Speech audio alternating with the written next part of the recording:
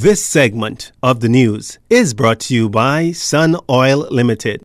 Welcome back. An attempt to evade police ends in death for one of 3 suspects behind a break-in in Seabreeze. Police press liaison officer Superintendent Jcntvnews telling reporters on the scene that it was after 10 o'clock this morning that they responded to reports of an incident taking place on Bay Lily Drive. Upon the officers' arrival, they discovered that they saw 3 men ran from a home. 2 of them they were able to capture and take into custody. A third jumped into the canal just at the rear of the house. Officers noticed that he was swimming west in the canal towards Gulf Course Boulevard, and so we sent a patrol unit on this side of the community. Officers noticed that as he was swimming, he appeared to have been in distress. They rendered assistance to him by jumping into the water, brought him to shore, began to perform CPR until an ambulance came, and then he was pronounced deceased. The deceased, according to Superintendent Knowles, appears between 25 and 30 years. The incidents prompted officials to issue some safety measures heading into the long summer months. Well, we of course encourage persons who, we know that the summer months and we know that a lot of children will be on the streets and probably will be unattended and could be easily influenced by adults to commit crimes such as housebreaking. So first of all, we want to encourage parents to, especially during the summer months, to ensure that your children are involved in positive activities so that they don't become involved in crime or even victims of crime. But we want to encourage homeowners to take every precaution to secure their homes when they're not there. We encourage installing surveillance cameras. We encourage proper use of locks and security screens and that kind of thing so that their valuables could be protected when they are away from home.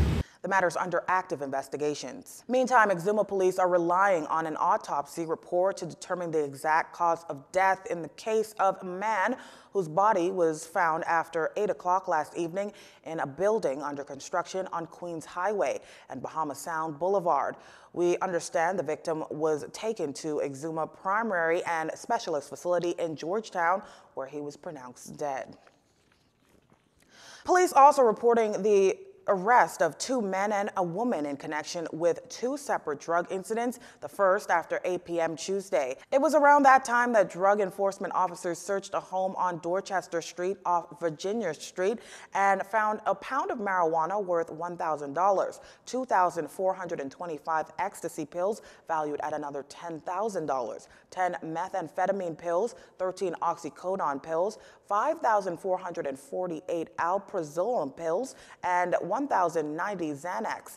2 men were taken into custody as a result. Fast forward to Wednesday, just before 1 p.m., and a search of a home on Marigold Road revealed $3,200 worth of marijuana, as well as an assortment of fraudulent credit cards. A woman was taken into custody.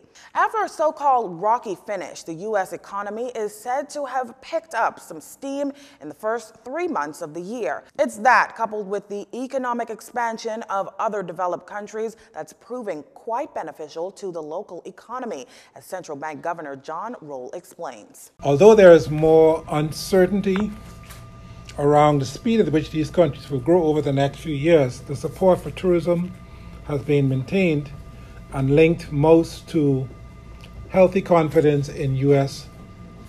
households.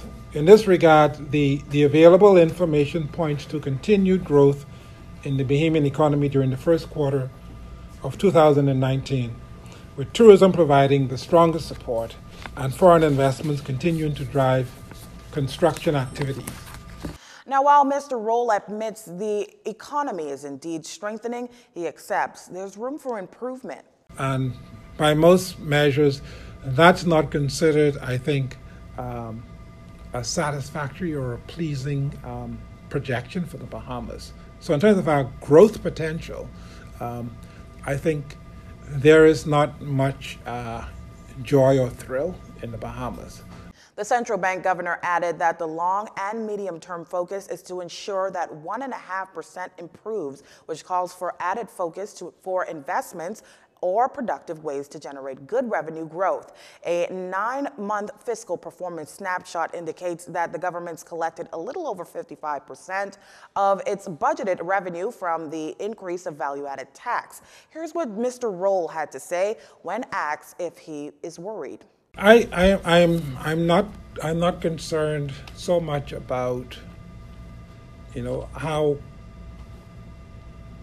the economy adjusts in the very, very near term when the government makes adjustments in its policies. What is more important is what the adjustments mean for the economy 3, 5, and 10 years out, and that's a part of this.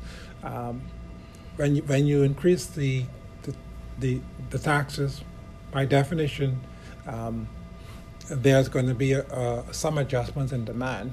But if it is being carried in a context where other forces and momentum are propelling the economy higher, those will dominate eventually.